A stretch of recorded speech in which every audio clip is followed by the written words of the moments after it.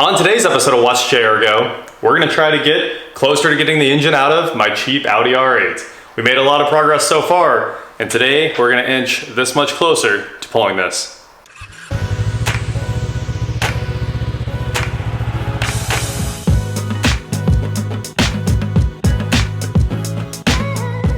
What is going on, guys? I'm Watch Chair Go, and today we are here to get a little bit closer to pulling the engine out of my Audi R8. I think we've got an engine lined up. I just need to go pay for it. I'm gonna take you guys with me when that happens. It's gonna be quite the ordeal, I think.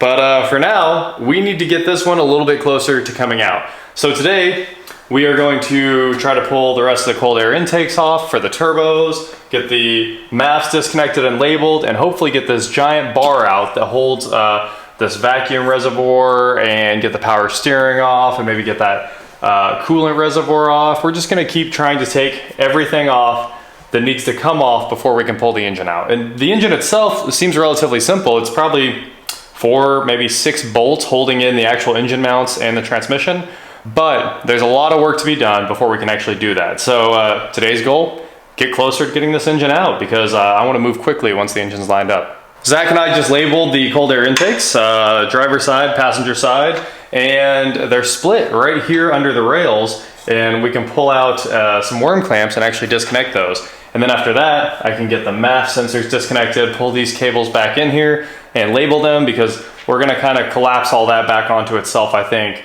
to get the engine out. So we'll see how far that has to go, but we're definitely gonna get these off and try to get this off. So I'm gonna start right now. It's not working. I was gonna try to save a little bit of time, but we're just gonna go with a 1/4 inch ratchet and a 5/16 to pull these clamps off. All right, that clamp is super loose. I'm trying to finagle my way up into the MAF here.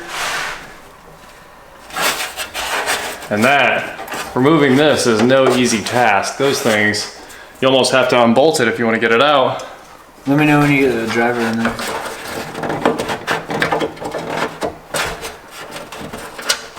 Right now. All right. Yeah, buddy. All right, so good job on that connector, Zach. Now we just need this. Nice. One down. Throw it over here with the turbos. Well, that was actually easier than I thought. I know, and this one hopefully is the same.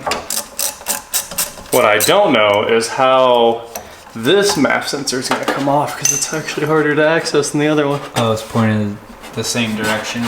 It is. Your way? Okay, it's pointed into the engine bay. Oh yeah, yeah, I can get that still. Okay. We got that clamp loose. Now let's get this cold air intake out of the fender well here without dropping everything. There's another one. These are really nice. They're powder coated, crinkle black. I have to go put those upstairs very carefully in the parts room. And now, let's see, I gotta pull this line off here. There it goes. All right, not bad, not bad. We've got a label for that. Driver air intake. Stick it to itself so it doesn't come off. Put this little clamp on it. Make sure our tape is very secure. Awesome. Okay, and now, let's see, we've got our MAFs off. So, put these back in here.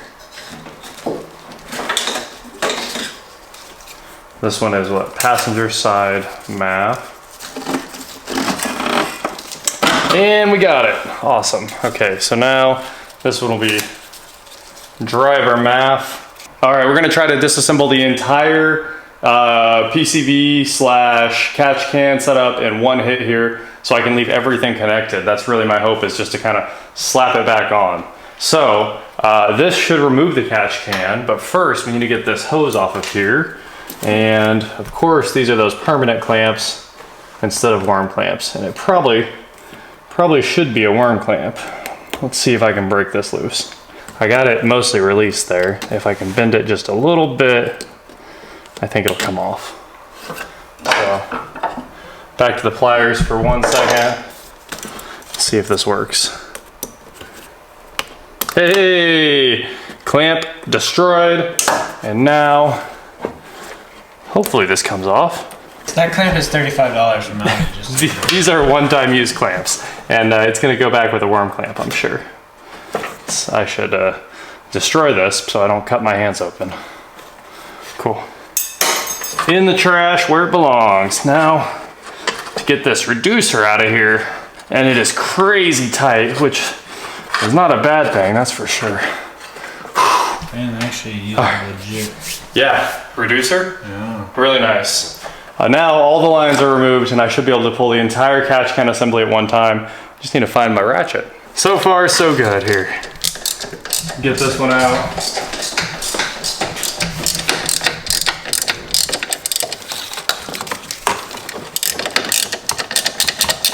We got those 2 bolts out. They were not exactly cooperative, but hey, they're out. And now, trying to get this thing out of there. Thread this thing through there.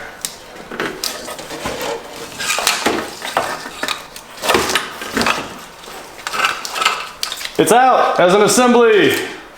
Yay! Let's drain this thing, dude. I want to see if there's any oil in it. No. It is dry. All right, well, nothing in the catch can. It's all in the... Probably because it all went out the exhaust, yeah. Now we're gonna pull the power steering reservoir off. It uses 3 tins on the bracket. Shouldn't be a big deal.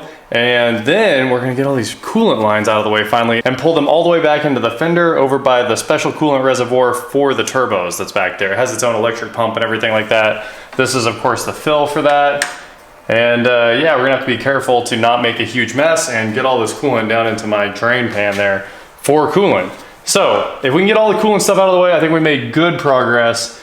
And yeah, where's this go? It goes into another fitting that heads back that way. And then, man, there's a lot of fittings on here. The cooling system for the turbos is insane.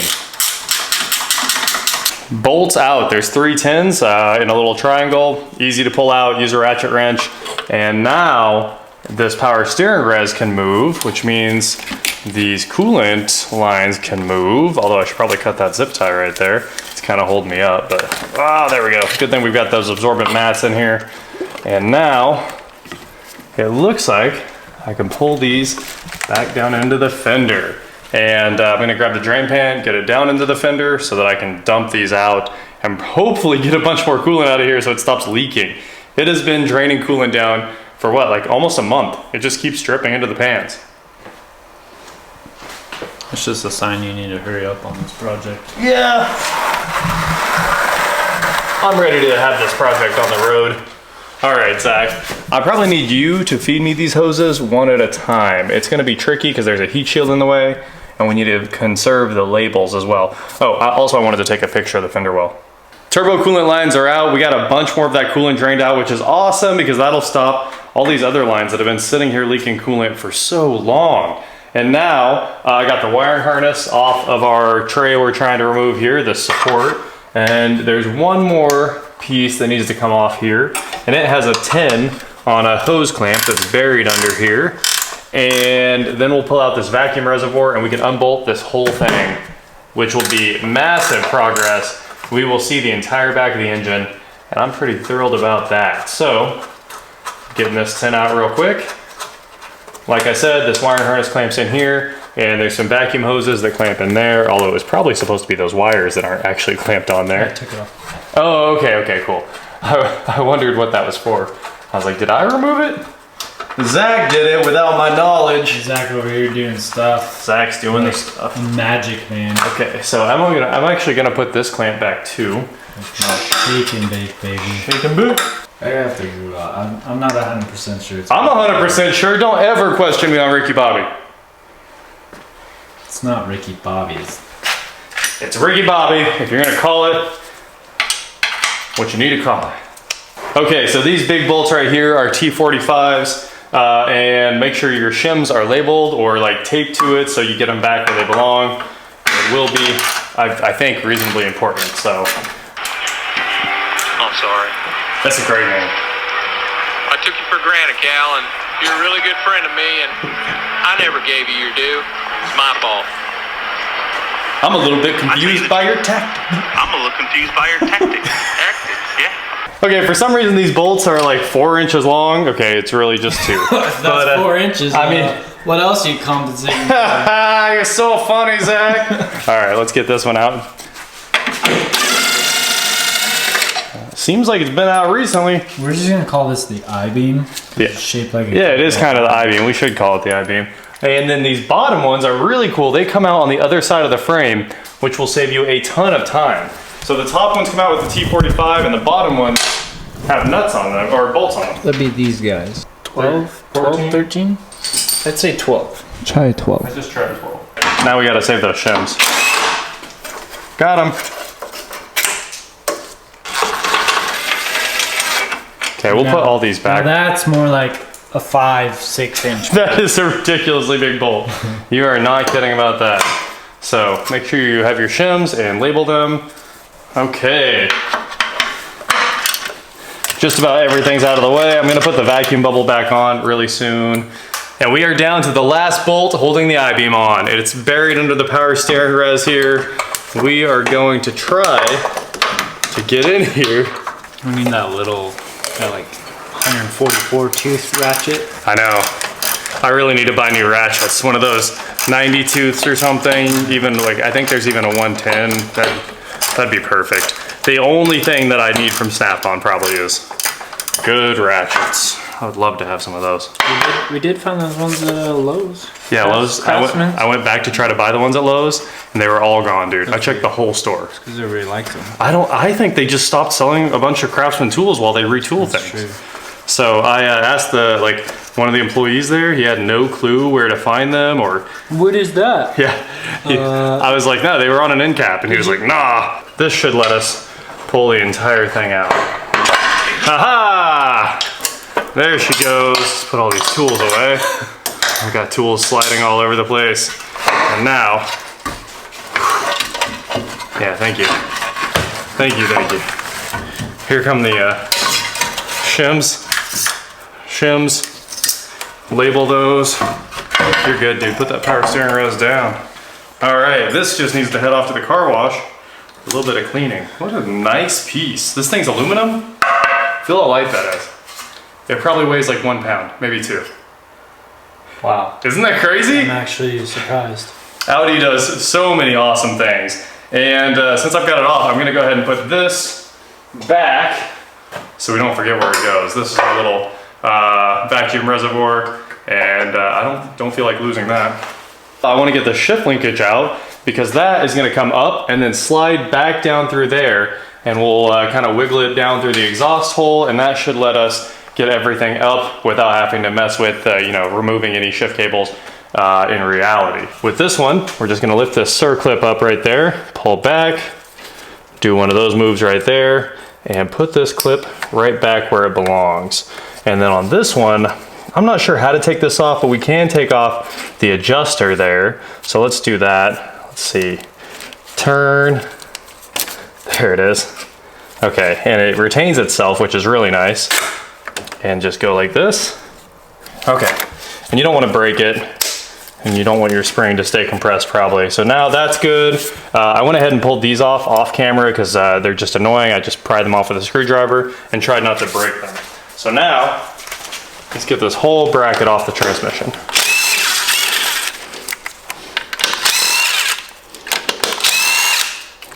And we can no longer shift the car. Well, I think we made some pretty good progress today. I think we're gonna call it quits.